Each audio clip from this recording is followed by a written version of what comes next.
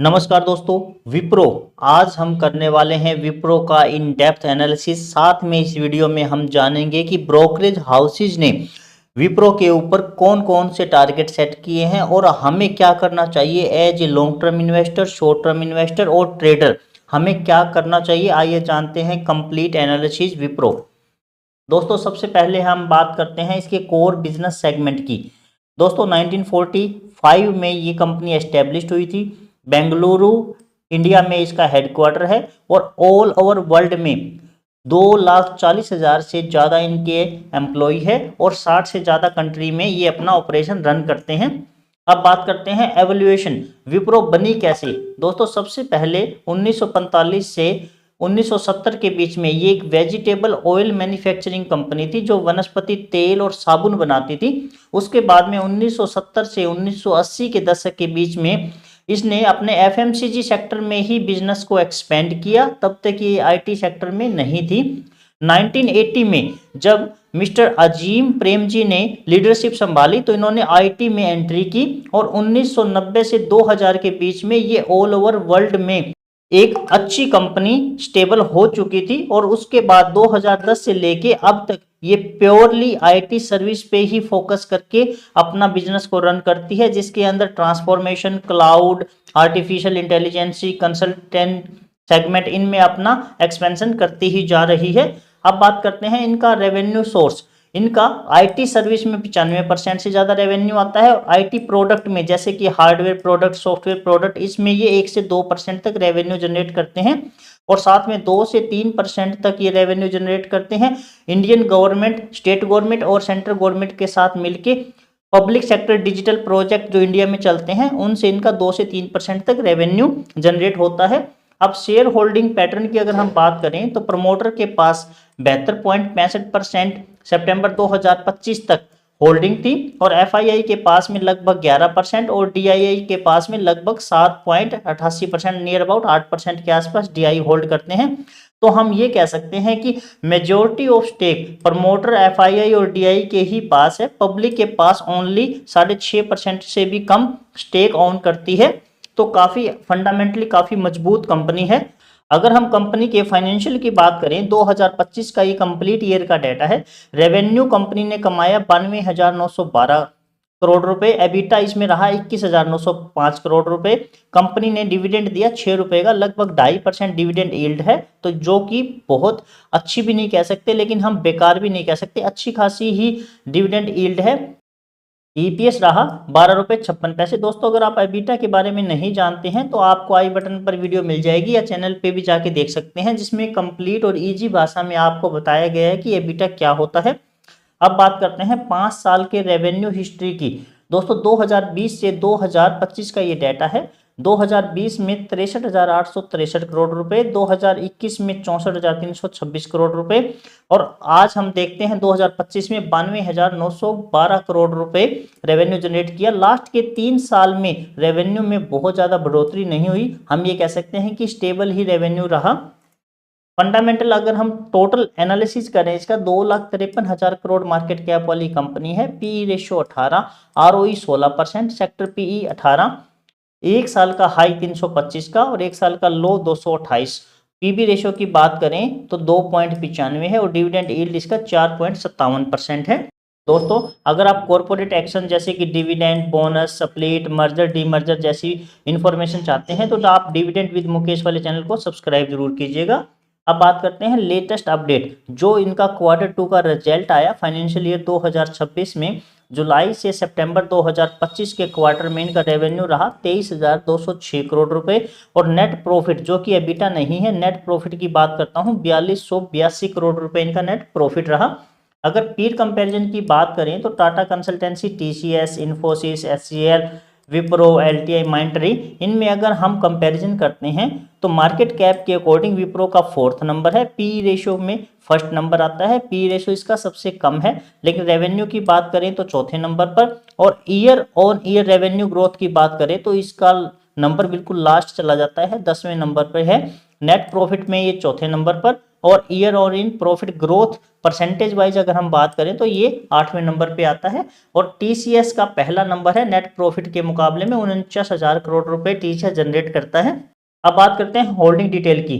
दोस्तों ये latest data है सितंबर 2025 का। इसके अंदर हम देख सकते हैं कि कुछ म्यूचुअल फंड अपनी होल्डिंग को इंक्रीज कर रहे हैं और 2 म्यूचुअल फंड ऐसे हैं जिन्होंने फ्रेश बाय किया है।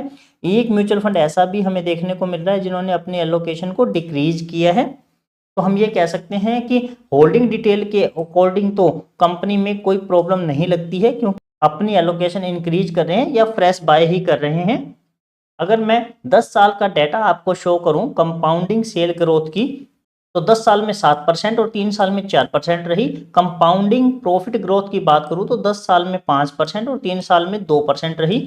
स्टॉक का जो प्राइस है CAGR जिसको हम बोलते हैं, तो 10 साल में 8% और 3 साल में 7% रही। और रिटर्न ऑन इक्विटी 10 साल में 17%, 5 साल में 17%, 3 साल में 16% रही। तो हम ये कह सकते हैं कि लॉन्ग टर्म में तो थोड़ा सा हमें ठीक लग रहा है, लेकिन शॉर्ट टर्म में जैसे कि हम 3 साल में अगर कंपाउंडेड प्रॉफिट ग्रोथ देखें तो ओनली 2% रही और कंपाउंडेड सेल ग्रोथ देखें तो ओनली 4% रही। तो हम ये कह सकते हैं कि शॉर्ट टर्म में थोड़ा सा विप्रो के ऊपर दबाव हमें देखने को मिल रहा है। अगर प्राइस मूवमेंट की बात करें तो 5 साल में कंपनी ने 43% का रिटर्न दिया है, लेकिन 1 डे, 5 डे, 1 मंथ, 6 मंथ और 1 ईयर इनमें सभी नेगेटिव रिटर्न ही हमें देखने को मिल रही है। दोस्तों इनकी अगर हम रेवेन्यू की बात करें तो लोकेशन वाइज अगर हम बात करते हैं तो अमेरिका में 58% इनका रेवेन्यू जनरेट होता है, यूरोप में 25% और इंडिया और एपेक रीजन में 17% इनका रेवेन्यू जनरेट होता है। तो सबसे ज़्यादा हम ये कह सकते हैं कि USA और कनाडा में इनका रेवेन्यू सबसे ज़्यादा जनरेट होता है। अब अगर इन कंपनी की हम स्ट्रेंथ की अगर हम बात करें तो हम ये कह सकते हैं कि 60 से ज़्यादा देशों में इनका व्यापार है और इनका जो रेवेन्यू आता है 25% से ज़्यादा रेवेन्यू ओनली 10 क्लाइंट, यानी कि बहुत अच्छे अच्छे क्लाइंट इनके पास है जो रेवेन्यू काफ़ी अच्छा जनरेट करते हैं। फ्री कैश फ्लो वाली कंपनी है, कर्जा ना के बराबर है, बिल्कुल लो डेप्ट वाली कंपनी है। ब्रांड काफ़ी अच्छा है, विप्रो का एक अच्छा खासा नाम है IT सर्विसेज में। लास्ट के 10 सालों में तो इन्होंने अपना नाम काफ़ी अच्छा कमाया है। कंसिस्टेंट डिविडेंड पे आउट और बायबैक पॉलिसी, यानी कि क्लाइंट का वो फायदा ही करवाना चाहते हैं, नुकसान नहीं करवाना चाहते। ऐसी सोच वाली कंपनी है जो लगातार डिविडेंड भी देती रहती है और बायबैक भी करती रहती है। अब अगर हम रिस्क की बात करें तो इस कंपनी में रिस्क क्या है? सबसे पहले तो आपको पता ही है दोस्तों कि इनका जो रेवेन्यू आता है वो 58% कनाडा और US से आता है। और वहाँ पे आपको पता है कि ट्रम्प टैरिफ, हम कह सकते हैं कि वहाँ अलग अलग पॉलिसी, अलग अलग टैरिफ का डर बना हुआ है। तो उसकी वजह से इसके ऊपर एक रिस्क हमें देखने को मिलता है IT सेक्टर के ऊपर कि कभी ऐसा ना हो कि ट्रम्प कोई ऐसी पॉलिसी लेके आए जिससे हमारे IT सेक्टर के ऊपर बहुत ज़्यादा इम्पैक्ट पड़े और उसकी वजह से विप्रो के ऊपर भी दबाव देखने को मिल सकता है। साथ में इसका जो ग्रोथ है वो TCS और इन्फोसिस के मुकाबले में काफ़ी कम नज़र हमें आ रही है। क्लाइंट अपना बजट कट कर रहे हैं ऑल ओवर वर्ल्ड के IT सेक्टर में, इसकी वजह से भी उनके रेवेन्यू या प्रॉफिट पे आगे इफेक्ट पड़ सकता है। साथ में हम ये बात करना चाह रहे हैं कि आर्टिफिशियल इंटेलिजेंसी और न्यू टेक्नोलॉजी की वजह से इस सेक्टर में जो स्किल है वो बहुत ज़्यादा हाई फाई चाहिए, यानी कि स्किल को अपग्रेड करने की जो इनकी एक चैलेंज रहता है IT सेक्टर में, वो भी विप्रो के ऊपर दबाव बना सकता है। तो कुछ स्ट्रेंथ है और कुछ रिस्क है। अब हम बात करते हैं ब्रोकरेज हाउसेज ने हमारे इस सेगमेंट में क्या राय दी है। उससे पहले मैं बता देता हूं दोस्तों कि मैं फाइनेंशियल एडवाइजर नहीं हूं और ये वीडियो एजुकेशनल पर्पज के लिए है। अब बात कर रहे हैं अलग अलग व्यूज की। दोस्तों ये मैंने अलग अलग जगह से डाटा कलेक्ट किया है, जिसमें मोतीलाल ओसवाल, HDFC, ICICI या फॉरेन ब्रोकरेज जैसे Jefferies, Nomura, GM financial, CLSA, MK, शेर खान, सभी का डाटा मैंने कम्युलेट करके आपको शो किया है। इसमें हम ये देख सकते हैं कि किसी ने भी बहुत ज़्यादा जैसे कि 500-600 का टारगेट हमें शो नहीं किया है। सभी होल्ड या न्यूट्रल या अंडर परफॉर्म या सेल एक्यूमुलेट ऐसी ही अपने व्यू या रेटिंग दे रहे हैं। तो हम ये कह सकते हैं कि शॉर्ट टर्म में विप्रो में ऐसा हमें नहीं लगता कि यहाँ से बहुत ज़्यादा एक रैली स्टार्ट हो जाएगी। सबके टारगेट एक शॉर्ट टर्म के लिए है जिसमें 10 से 12%, 15% का ही हमें रिटर्न मिल सकता है। अब हम टेक्निकली समझने की कोशिश करते हैं कि स्टॉक हमें क्या बताना चाह रहा है। अभी करंट मार्केट प्राइस 240 है, RSI 42 और स्टोकास्टिक 24 है जो कि न्यूट्रल रेटिंग रख रहे हैं। अब मैं चार्ट से आपको कुछ समझाने की कोशिश करता हूं दोस्तों। ये अपर लाइन 323 रुपए पर और लोअर लाइन 175 रुपीज पर आपको शो हो रही होगी। तो हम ये कह सकते हैं कि अप्रैल 2022 से आज तक एक प्राइस रेंज बाउंड रहा है, लगभग 150 रुपए की ही मूवमेंट दी है। लेकिन ये मंथली हावर्स पे डाटा दोस्तों, और हम ये देखते हैं कि मंथली चार्ट पे हम ये देख रहे हैं दोस्तों, जब भी इस एरिया में प्राइस आती है तो यहाँ से एक रिबाउंड आ जाता है और ये एरिया लगभग 220 रुपए के आसपास का एरिया है और अभी मार्केट 240 रुपए के ऊपर स्टैंड है। और मार्केट में एक मेजर सपोर्ट हम ये बोल सकते हैं कि 220 रुपए का है और मार्केट यहाँ से एक स्विंग ट्रेड ले सकते हैं।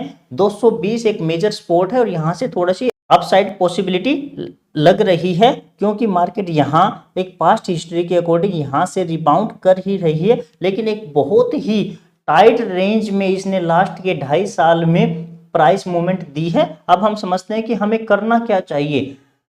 दोस्तों सबसे पहले तो मैं ये बात करता हूं, अगर आप ऑलरेडी इन्वेस्टेड हैं और आपका बाइंग लेवल 300 रुपए के आसपास है तो आप लॉन्ग टर्म के लिए इस स्टॉक में बने रह सकते हैं। डिविडेंड यील्ड भी काफी अच्छा खासा है। लॉन्ग टर्म इन्वेस्टर के लिए कोई भी प्रॉब्लम हमें दिखाई नहीं देती है, क्योंकि इसमें वेट एंड होल्ड की स्ट्रेटजी आपको यूज करनी पड़ेगी। ये नहीं है कि आपको 10 से 15 दिन में, महीने में आपको अपना टारगेट मिल जाए। साथ में अगर आप डिविडेंड लवर्स हैं तो आपको अच्छा खासा 4% के आसपास डिविडेंड यील्ड आपको मिलती है। SIP अगर आप करना चाहते हैं तो उसके लिए भी ये स्टॉक ओके है, क्योंकि हमें 240-50 रुपए में एक ऐसी कंपनी मिल रही है जिसका अच्छा खासा प्रेजेंस है और लॉन्ग टर्म में IT सर्विस अच्छा ही करेगी, ये हम सबको पता ही है। साथ में दोस्तों अगर आप स्विंग ट्रेडर हैं तो आपके लिए गोल्डन अपॉर्चुनिटी है, क्योंकि आप देख ही रहे हैं कि कंपनी ने 150 रुपए में 3 साल निकाल दिए हैं। कहने का मतलब स्विंग ट्रेडर को जब भी फायदा मिलता है जब प्राइस कुछ ऐसे मोमेंट में ही घूमती रहे और लंबे टाइम में ऐसे ही वो स्ट्रक्चर बनाए, तभी उसका फायदा होता है। तो ये स्विंग ट्रेडर के लिए भी अच्छा स्टॉक हो सकता है। SIP आप कर सकते हैं, डिविडेंड यील्ड अच्छा खासा है, लॉन्ग टर्म में कोई प्रॉब्लम नहीं है। लेकिन शॉर्ट टर्म अगर ट्रेडर हैं तो वो सिर्फ और सिर्फ स्मॉल गेन ही एक्सपेक्ट करें। बहुत ज़्यादा sharp movement according to analyst हमें देखने को मुश्किल ही मिलेगी। तो आप अपने रिस्क के अकॉर्डिंग इस स्टॉक में अपना डिसीजन ले सकते हैं। मेरी तरफ से बाय या सेल रिकमेंडेशन नहीं है। मैंने जो एनालिस्ट ने, टेक्निकल चार्ट ने या फंडामेंटल ने सजेस्ट किया वही डाटा मैंने आपको शो किया है। तो आप अपने रिस्क के अकॉर्डिंग, आप अपनी स्टडी के अकॉर्डिंग डिसीजन ले सकते हैं। दोस्तों ये थी कंप्लीट विप्रो की डिटेल। वीडियो को आप लाइक जरूर कीजिएगा। आपको वीडियो कैसी लगी आप मुझे कमेंट करके जरूर बताइएगा। चैनल को आप सब्सक्राइब करके बेल आइकन को ऑन जरूर कीजिएगा। अपना कीमती समय देकर ये वीडियो देखने के लिए आपका बहुत बहुत धन्यवाद। नमस्कार दोस्तों।